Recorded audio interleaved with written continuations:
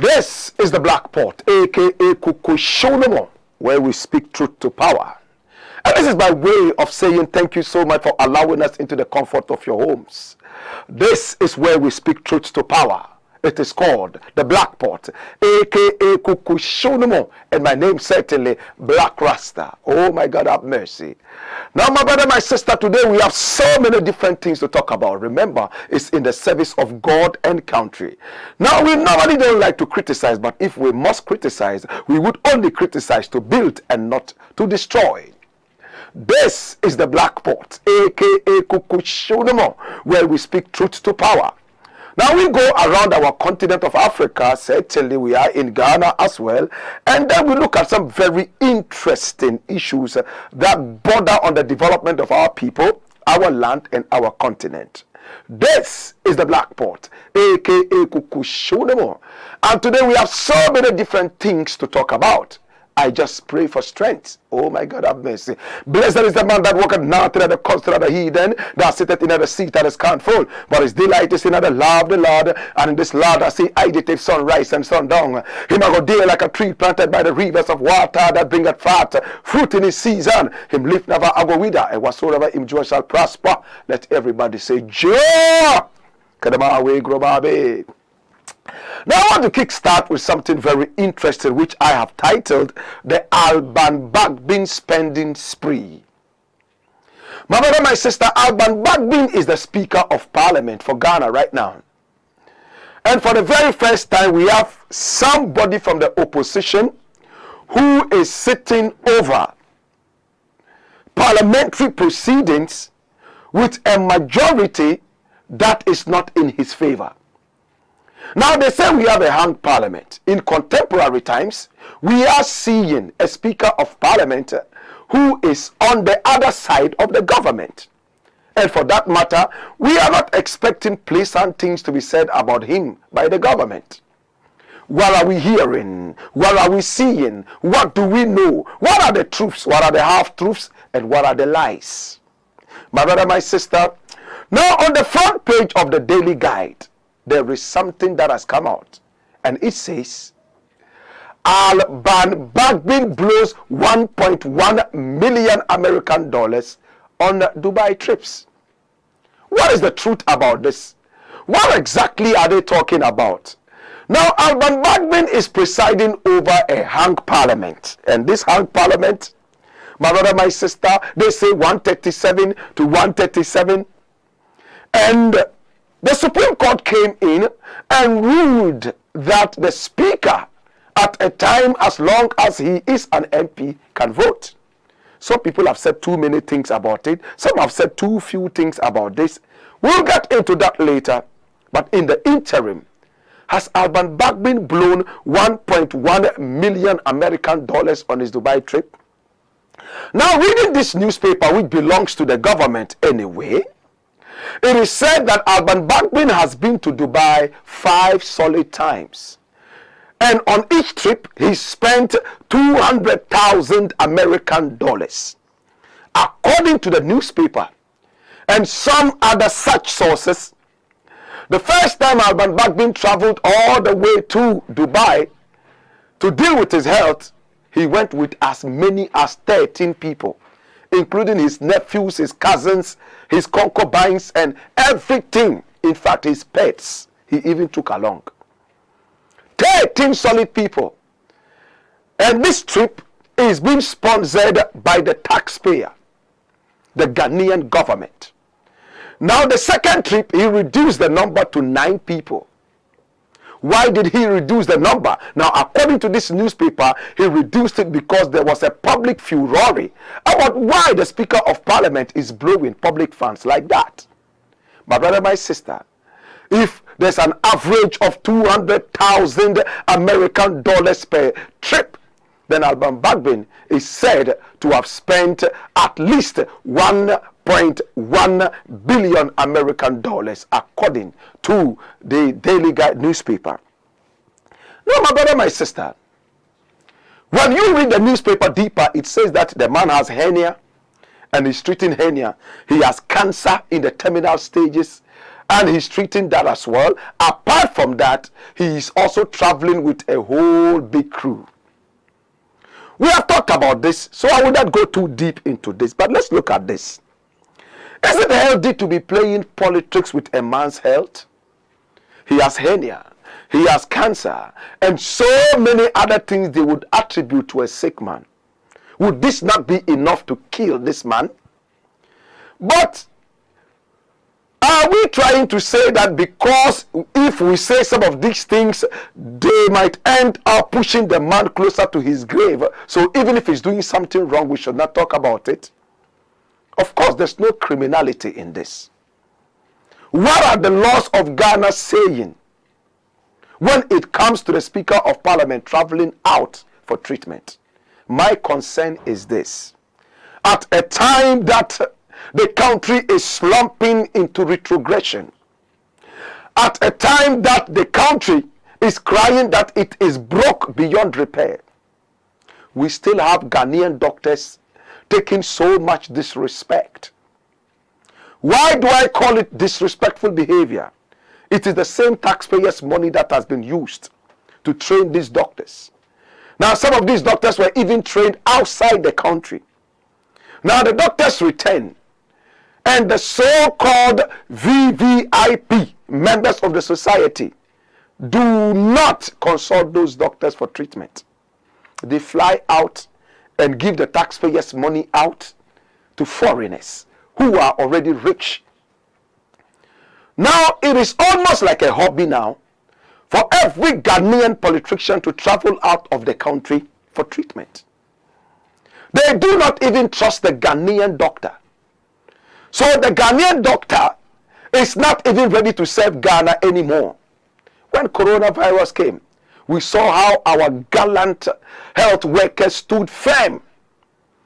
Even with very little information about the virus, they were able to support us, they were able to protect us, and they were able to cure us and guarantee our good health and longevity. But now that coronavirus has been brought to a certain level of suppression, the Ghanaian doctor is no more important. We are running away and giving our allegiance to foreign doctors. Some of our politicians go all the way to Russia. Some even go all the way to South Africa. Some go all the way to America, to England. Even the president is doing it. His ministers are doing it. In fact, my brother, my sister, the finance minister just returned from England, or was it America, the other day, because he had a liver issue and no Ghanaian doctor was competent enough to deal with this. Where is the patriotism? Where is the trust? Politics in our country has become so polarized that nobody trusts anybody anymore, and is spilling over to even the common folk, the so-called common folk. One man would mistrust another man because he believes that he has a history of belonging to a certain party.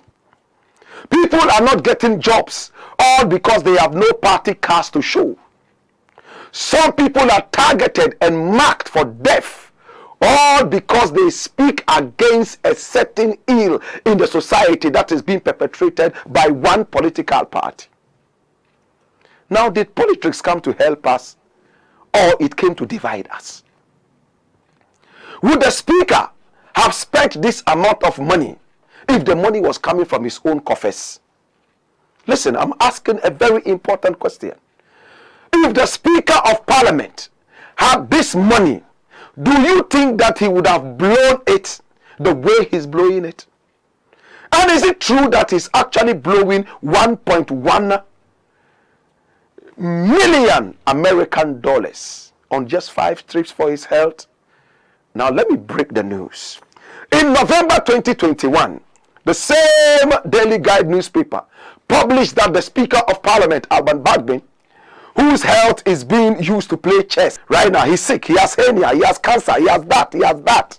All diseases they will attribute to the Speaker of Parliament.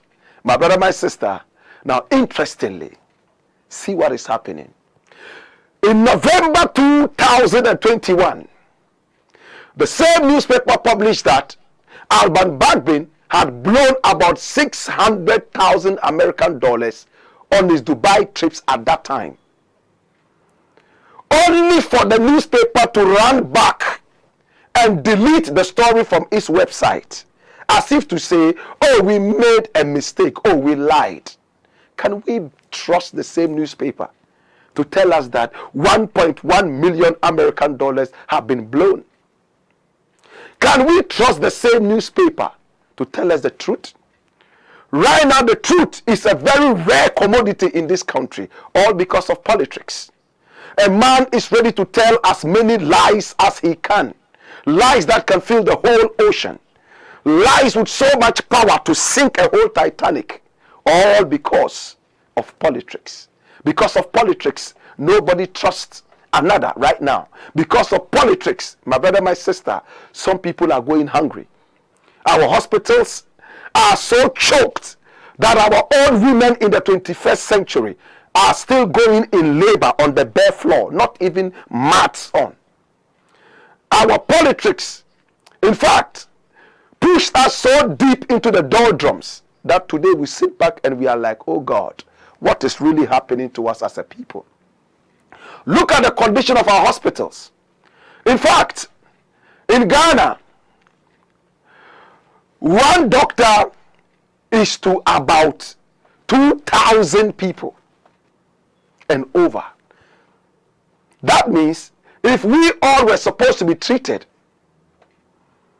2,000 of us at a time will be running to one doctor. Some statistics even make it worse. In America, one doctor is to only about 5 people.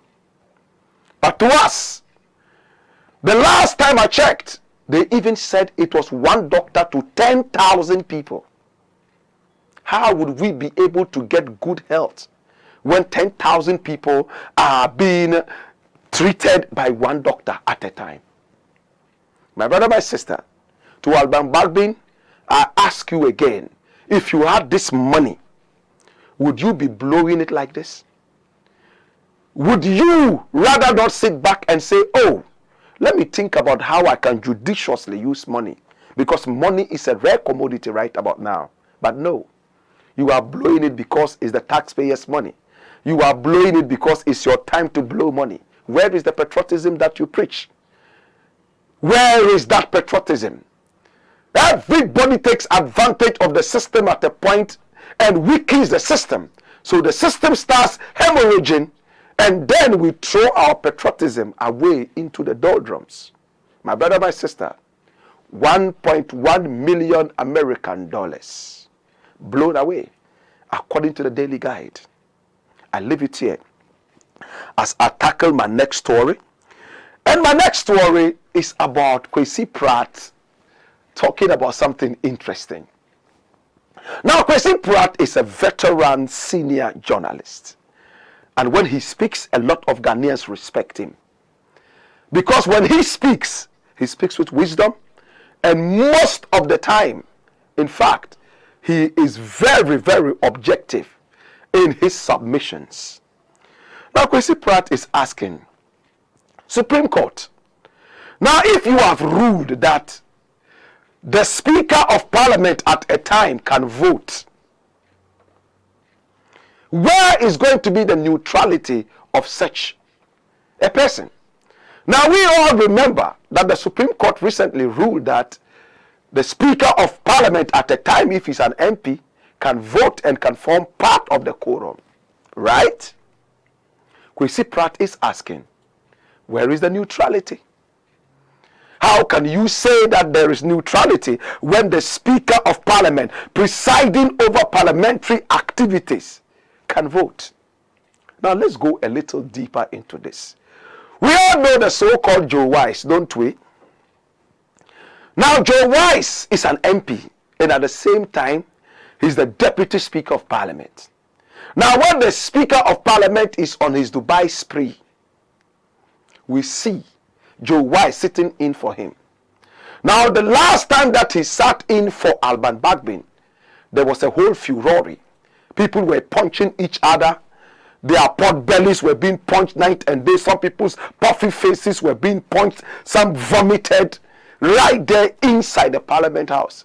They turned the whole Parliament House into Caesar's palace, punching each other. In fact, they reduced this country to a mere ridicule. They made the whole world look back at us and say, oh, so this is supposed to be the gateway of Pan-Africanism? This is the country that just came out of inviting us to return home in the year of return. Today, they have turned the country into Caesar's palace.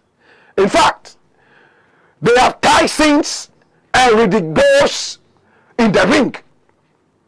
In fact, right in the Parliament, it was an eyesore. In fact, they came back and apologized to us, only to return and do this same foolishness again. In the Parliament House, we saw a man chew ballot papers like a goat on heat.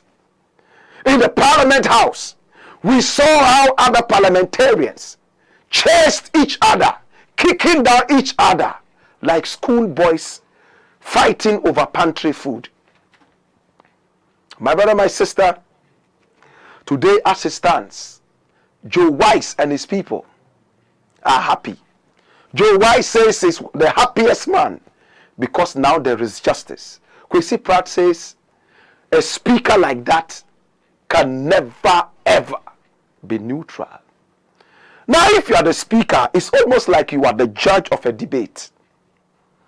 Now if you are the judge of a debate and you can side with one party and leave the other, then it means that you have already judged even before the debate starts.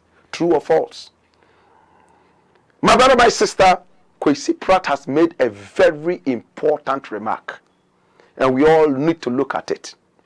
It's a very bad precedent for us. Now it is also time for us to look at how MPs can also be ministers of state. In our country, we have somebody who is an MP at the same time is a minister of state. Is it not so much work as an MP to deal with your constituency? Is it not enough work for a man to be a minister of state? Yet we combine these two and we pretend to be working so hard. At the end of the day, it has never happened that one MP has succeeded as an MP and succeeded at the same time as a minister of state. They always rob Peter to pay Paul. If the constituency is not sacrificed, then the ministry would be sacrificed. But they always have a way of returning to power. How do they do it? Money. My brother, my sister, it's all about money. They give the money out and people vote them back into power. In our country, there is no conscience. People are more interested in how much you're going to give to us rather than the content of your manifesto. You go to a constituency and you want to be voted into power. You can tell them all the wisdom you have in your head. No, they are just waiting for you to say, okay, after that, pass here. There are envelopes that you will pick with transportation inside so you can go home peacefully. Or we have served you with some fried rice and chicken. Just pass there and take it. The man who buys them more fried rice and chicken is the man who has their vote. not the man who gives them wisdom. So fools who come in with chicken and fried rice are those who are voted into power. And those with the wisdom, they remain unvoted for life. We vote thieves into power. And we cry that our goats and sheep are missing when we have voted wolves into power. My brother, my sister, Kwesi Pratt has spoken, and he says he sees this as a vote for e-levy. He sees it as a vote for the hung parliament to favor the so-called majority, all because e-levy is looming. My brother, my sister, I'm not going to spend too much time, but remember that posterity is going to judge us very harshly. Remember that all these things that you are doing, you dirty politicians with no honor, you dirty politicians with no conscience, remember that it is going to come back to bite you. A lot of you have children. They are learning from your thievery. They are learning from your skullduggery. They are learning from your foolishness. When will this country ever grow without patriotism? When will this country ever grow when people are not ready to think? When will this country ever grow when we are not ready to be selfless? I dash it away and I look at the next thing. Now today, my brother, my sister, I'm going to be looking at something quite exciting. And this exciting thing I'm looking at, my God, is a pain in the heart. And this one I have titled Musical Xenophobia. Now, music is supposed to be a tool of entertainment. Music is also supposed to be a tool of spreading the message. Sometimes it is business. But the main thing about music is advocacy. It is supposed to give people entertainment, and at the same time it's supposed to sink deep the message. In the past, people have used music to liberate minds and souls. Some of us are here now all because of music. I remember when we listened to the music of Bob Marley. I remember when we listened to the music of Joseph Hill culture. I remember when reggae music opened our spirits, our bodies, our minds, and our souls to embrace Pan-Africanism. And today we are here because of reggae. How many more people were attracted to Pan-Africanism? How many more people began to retrace their roots and their history? All because of reggae music. All because of the kind of music we listen to. But today, it looks like what our ancestors had in mind for us using music is gone. My brother, my sister, I'm going to go into two genres of music and show you why this is called musical xenophobia. Now, Jamaican people, and when I say Jamaican people, I'm talking about Jamaican reggae artists, are beginning to chase Africans away from doing reggae music. I thought we were all Africans. I thought we were all black people. I thought Jamaicans were Africans too. But no.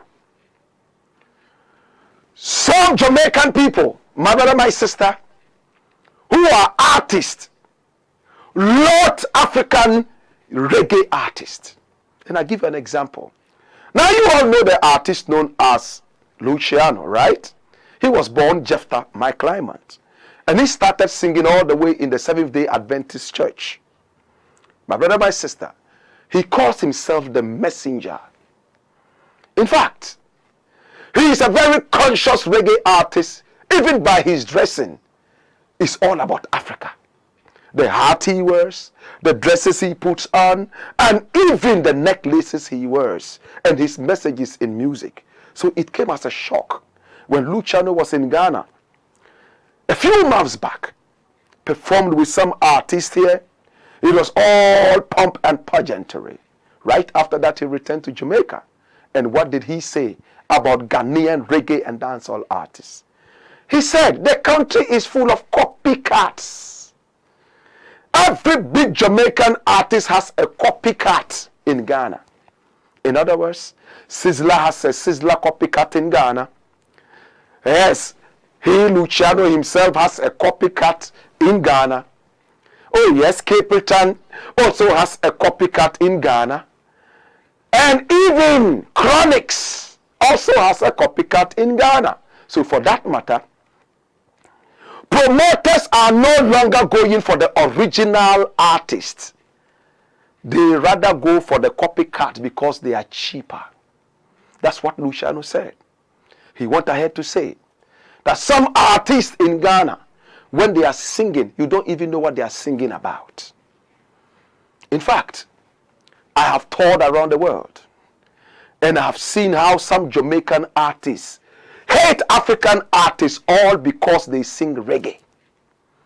They see African artists as infiltrators of the music. They see African artists as people who are trying to punch the food out of their mouths. Like Luciano said, it's all about food now. Meanwhile, when Luciano was here and we put it before him, this is what some Jamaican artists think. He said right here in Ghana, oh, that is foolishness. The music is supposed to spread, and we all are supposed to eat from the fruits of the, reggae tree. It's too much for us to fight over, only for him to return to Jamaica and become a chameleon over his own words. My brother, my sister, Luciano is an artist that so many people love in this country. Luciano is an artist that so many people salute in this country. But with these utterances coming from him, I don't know his status in this country anymore. Well, this is a country of idiots. We forget the pain that people inflict on us. We are so good at tearing down each other. What my brother does to me, I will never forget until I slaughter him.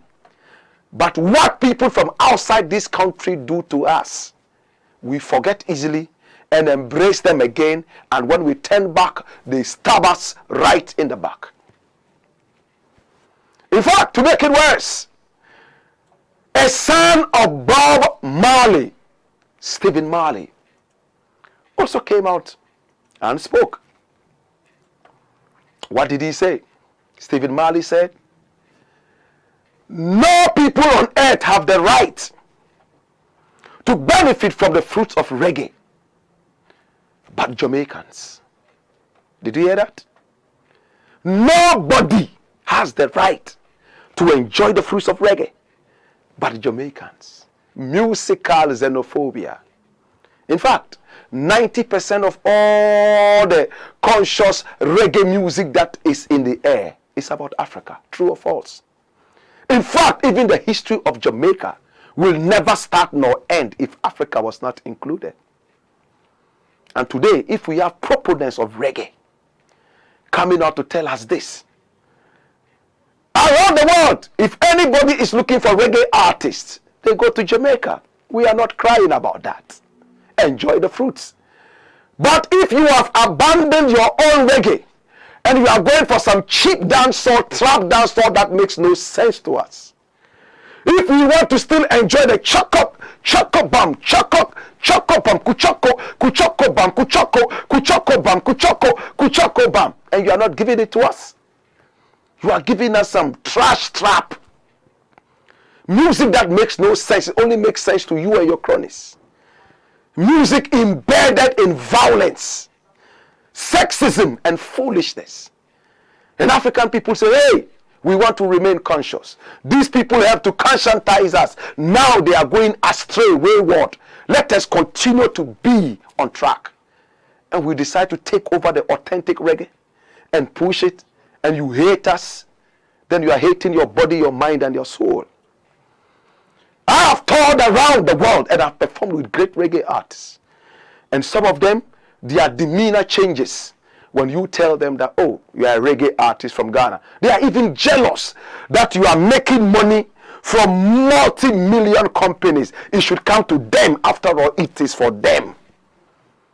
How did reggae originate anyway? From popular American music. It came out of popular American music. point they called it strenge because of the sound. Onomatopoeia. Strenge, strenge, strenge, strenge. We can go deep into the history of reggae music from what we've been taught and told. We don't claim to be connoisseurs. After all, now we are even being fought from accepting the reggae. Jamaica only wants us to consume reggae and never produce reggae, as some artists are making it sound, and it's not funny. We know how Alpha Blondie was treated in Jamaica years back when he went to play. We know how Lucky Dube was treated when he went to perform in Jamaica and some other such places. It's all disrespect. Yeah, you are doing something that belongs to us. So even here when we play reggae music, some Jamaican people feel like you are a certain second class person who is trying to be like them.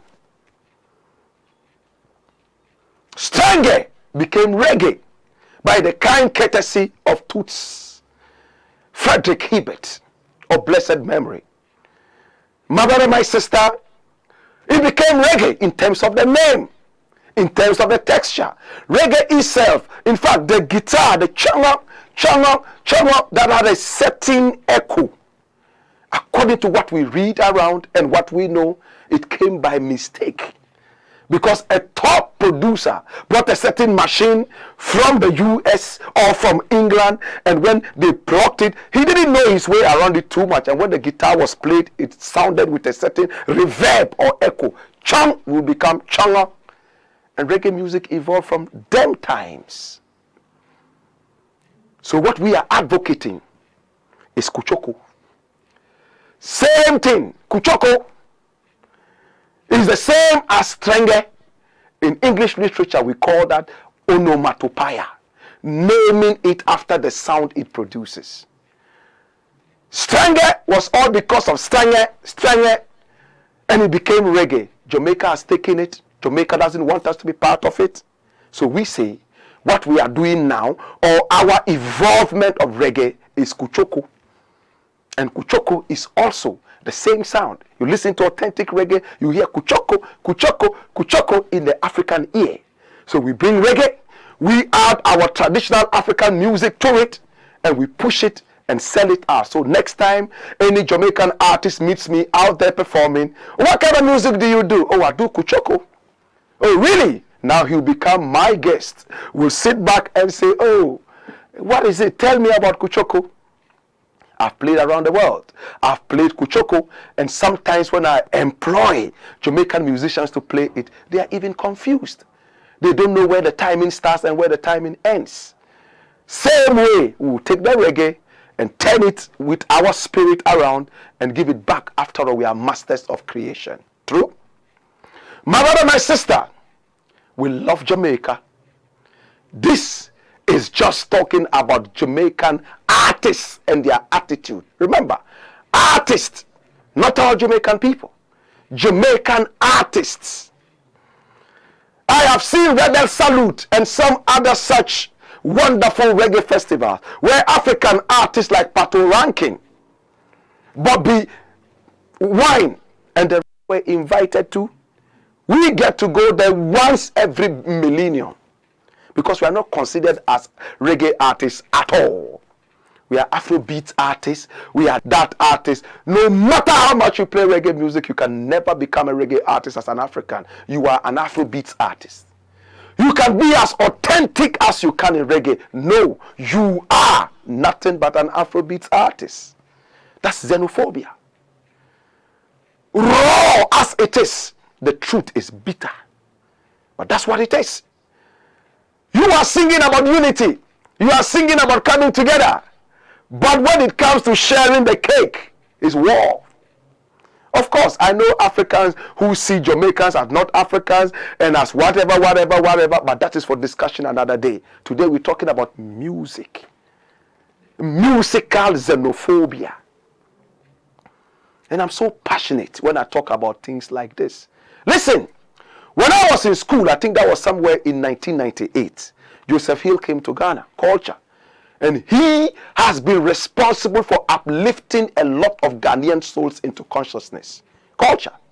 We love him in Ghana. In fact, in Ghana, sometimes Joseph Hill is even bigger than Bob Marley. But when he came on Capital Radio, I listened live whilst I was a student at Kwame Nkrumah University of Science and Technology. There was a French-speaking guest on the show. It was hosted by King Batuka. I hear he's also passed on. If it is true, rest in peace. Hear me now. Joseph Hill was asked by this French-speaking gentleman, oh, culture, in Africa, we have our king of reggae locally here, who we call King Alpha Blondy. Culture became mad. Joseph Hill became totally mad. He said, excuse me. French guy did not understand what he meant by excuse me. So he said, yes, I mean King Alpha Blondy. He said, excuse me. 3 times. He said, what do you mean by King Alpha Blondy? Listen, when Alpha Blondy even came to Jamaica, he didn't know the difference between reggae music and calypso or whatever. How could you call him the king of reggae in Africa? Blah, blah, blah, blah, blah, blah, blah, boom, boom, boom, boom, boom. That is xenophobia. You cannot crown a king. It's the people who crown a king. They said, yes, they love Alpha Blondy. He has touched them with his messages. So why? What's the problem? Xenophobia. Ego. Ego. My brother, my sister, I remember when we had the Bob Marley celebration right here in Ghana. I think that was somewhere in 2005 or 2006. We had Stephen Marley come. We had Junior Gong come. We had Rita Marley there and some other artists. And some of us were the local acts they put on stage. They rushed out of stage like animals. In fact, they gave us tax, reading talent. And we were all big in our localities. But as long as you are not doing any other thing but reggae, you could be as big as the ocean. You are nothing before the Jamaican. And it's sad. Where lies your preaching? Where lies your consciousness? Where lies all the energy you put in when you sing songs that are supposed to uplift people, to uphold their culture? Let's not dwell too much on Jamaica. Let's go to South Africa. We have a bunch of idiots in South Africa as well, who hate fellow Africans who do their genre of music. Amapiano came up recently, and boom, the whole world loved it. When West Africans, who are so creative, extremely creative, when I talk about West Africa, I'm talking about Nigeria, I'm talking about Ghana, I'm talking about the Ivory Coast, and in fact the whole of Africa. That is the continent of creativity. Amapiano. People are dancing and feeling good. It's bumping around the world. And other Africans say, oh wow, our brethren have a cake. Let's go there and enjoy part of the cake. And they don't want it. They intentionally block any artist who is not from South Africa doing their genre of music. They don't want you. It's an infiltration. And we hear conversations on radio and TV talking about how infiltrators are coming into their music. Can you believe this, brethren? Musical xenophobia. I don't remember any time that anybody was playing High Life and Ghanaians said, hey, High Life is our thing, so don't come into it. We rather encourage people to do it. I've played soca concerts around the world. No soca or calypso artist has ever told me, hey, don't do it. Go and do your African music, and this is our what? Preserve. But when it comes to reggae, we have a problem. When it comes to South African Amapiano, so xenophobic. Where are we going? Music that is supposed to uplift, the more people get into it, the better. Because you will be able to get more quality. When you have more people coming into it, you cut away the chaff and you pick up the best. Isn't it? But no, they want a particular group of people to continue doing the chaff. When you limit it, there's a certain monopoly. But when you open it up, yes, the monopoly dies naturally. Are we speaking the truth? Are we speaking the truth? My brother, my sister, this is the Black Pot, aka Kukushonomo. And I need us to open our ears, minds, souls, and spirits. Let's embrace each other. Let's embrace each other. Let us embrace each other. My name is Blakk Rasta.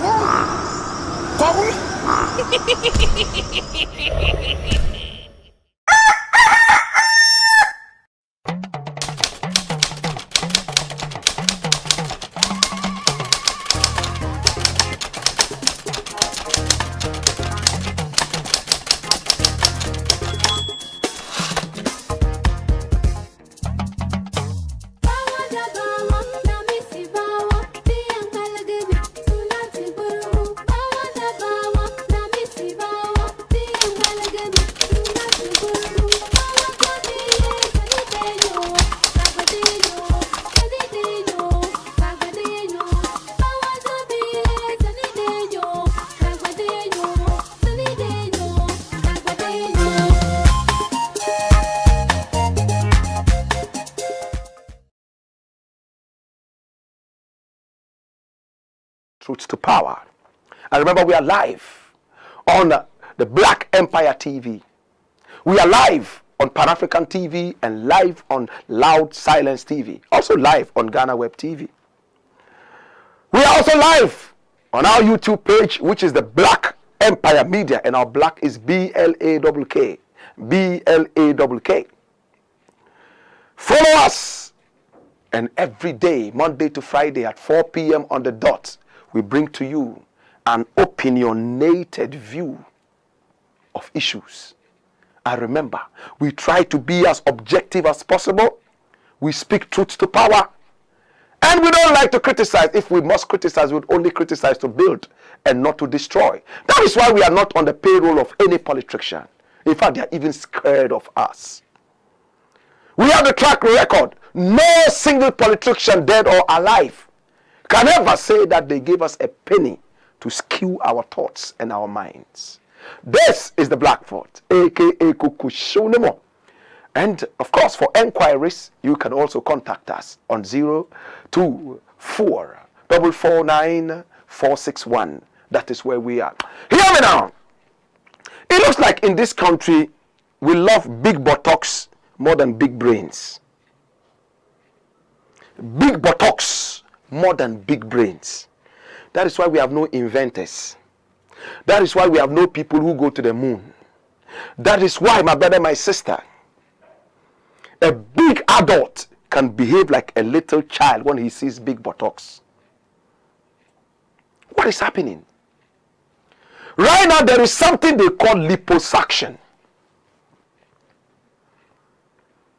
In fact, we used to think about American people doing this liposuction and all that.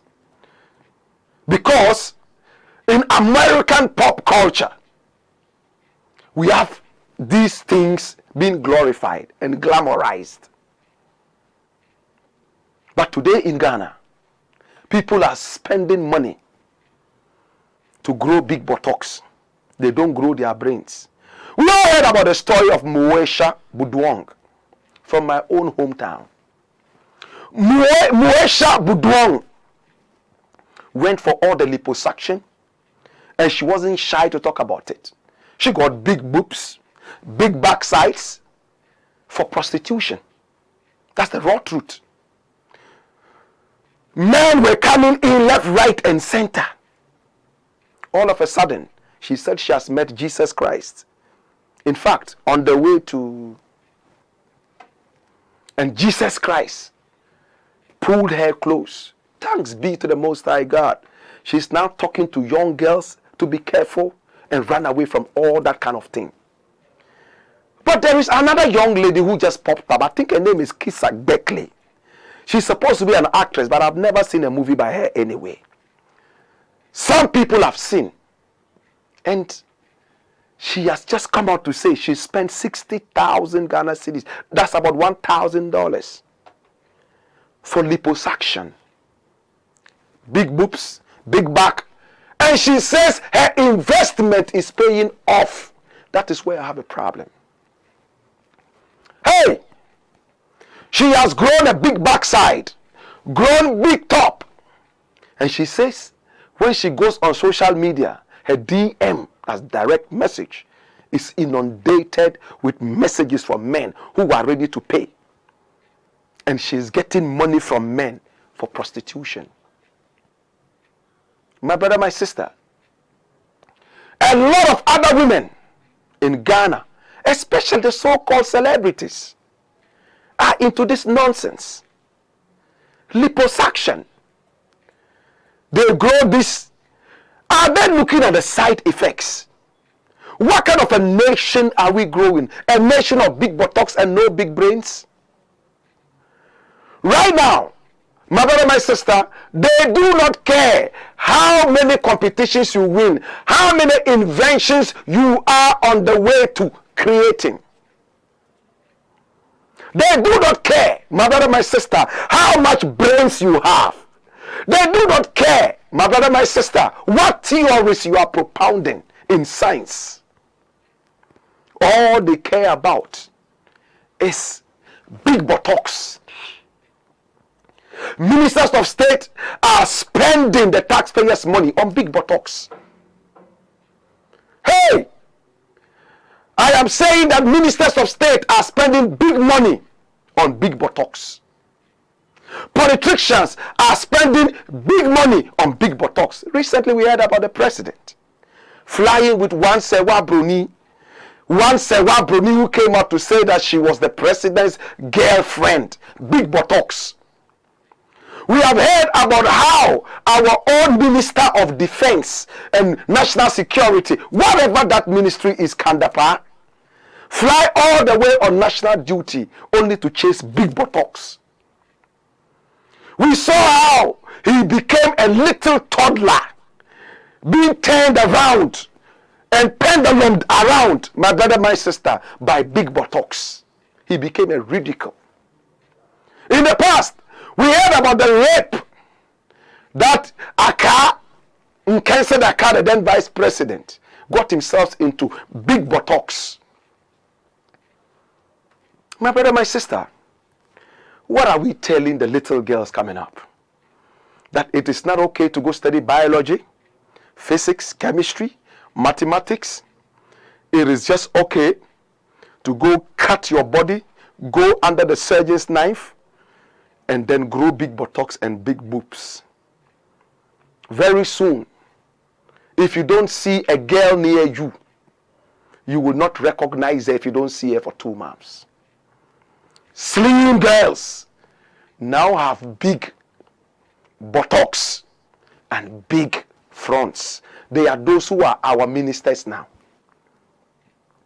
They are no longer looking for brains. They are looking for big buttocks. Because when big buttocks enters parliament, the whole parliamentary atmosphere changes. Nobody can think.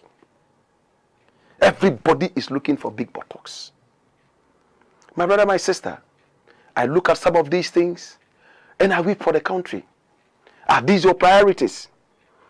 When people are flying to the moon, when people are inventing common coronavirus vaccine, none of your big English speaking doctors brought out one, because you spent time researching into how to grow big buttocks rather than how to fly to the moon. You spend so much time looking for big buttocks rather than looking for the new energy that will revolutionize the country. It's a country of big buttocks. And the more we keep running after big buttocks, the more big brains will flee. My brother, my sister, this is the Black Pot, aka Kukushodemo, where we speak truth to power. And today, we have so many different things, but looking at the time, TikTok, I have to be extremely fast. Now I want to look at something interesting. And what is this interesting thing? Uganda. Now 2 weeks ago there was a big football match between Manchester United and Manchester City. My brother, my sister. And what happened? Gulu Central High School. Gulu Central High School decided to play silly. The students said, hey, we want to watch the football match. And the school authorities said, you are spending too much time watching football. You are not even watching football from our nation. You are going all the way to watch Manchester City and Manchester United. And therefore decided to shut down the TV. Hey, the students went on a rampage, pelting stones at the school bus, the school buildings, everything they were trying to destroy. The school called in the police. And when the police people came in, what happened? The violence escalated and gunshots went up. Now the BBC reported it as well. My Joy Online reported it as well. 2 people were shot dead. All because of a Manchester City and Manchester United football match far away in Uganda, where there is a dangerous dictator killing the people night and day. They are not thinking about that. They are thinking about Manchester United and Manchester City. They shot and killed 2 people and injured a lot of other people. Where is patriotism? Nobody goes to the football park to watch Real Tamale United anymore. Everybody has lost interest in Upper West Heroes. We don't know if they even still exist or not. All we are thinking about is Chelsea. Somebody wants to spend 3.1 billion pounds, British pounds, to buy Chelsea at a time that his pot-bellied president is crying that the whole country is in shambles. He has money for Chelsea. And some people defend it. That is business. Really? My brother, my sister, patriotism has been thrown to the dogs.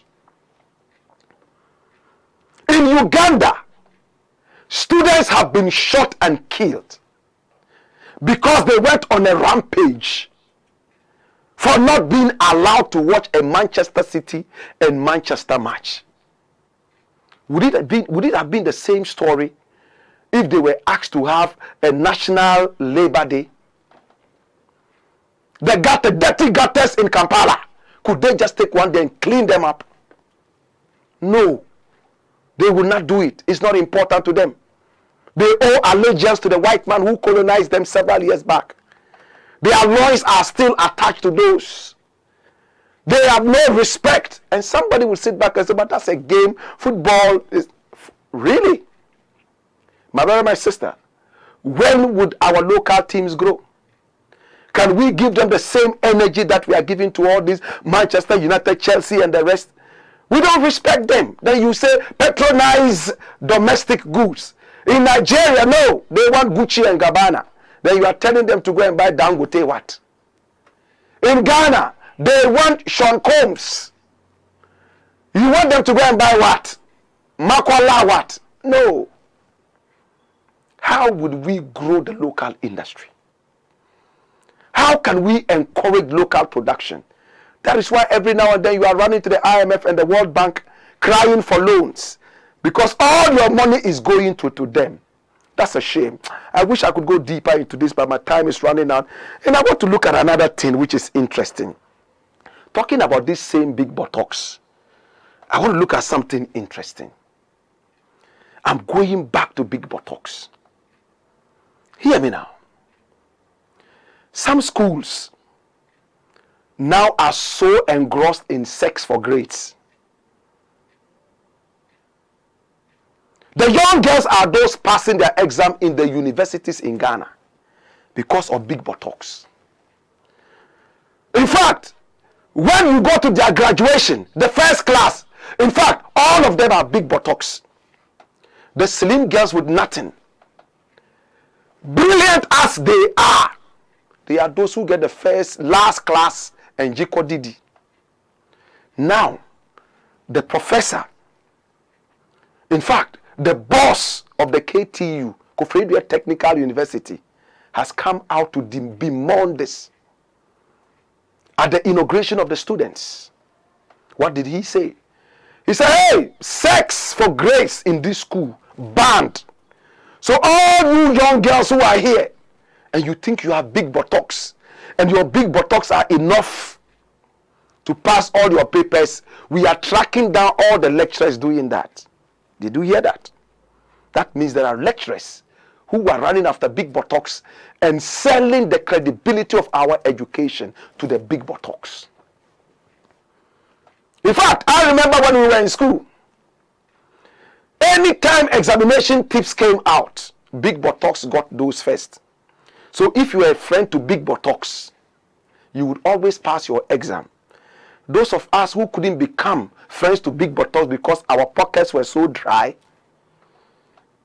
we had to rack our brains, burn the midnight oil in order to see the light of the day. My brother, my sister, we heard about AUCC, Africa University College of Communication, I think. We heard about Legon, where we had a professor there, as caught on the case of BBC, doing sex for grades. They went into it. The university said there was nothing wrong, so the professor was set free. We have heard about how UPS, another tertiary institution here in Ghana, we heard how sex for grace are going on. Look, if we are not quick enough to stop this, a time is going to come when nobody is going to be interested in our certificates anymore. My name is Blakk Rasta, is the Black Pot, and I will say thank you so much for following us. We come on live at 4 p.m. every day, Monday to Friday. And I will say thank you for allowing us into the comfort of your homes. My name, Blakk Rasta, and I say what? More fire!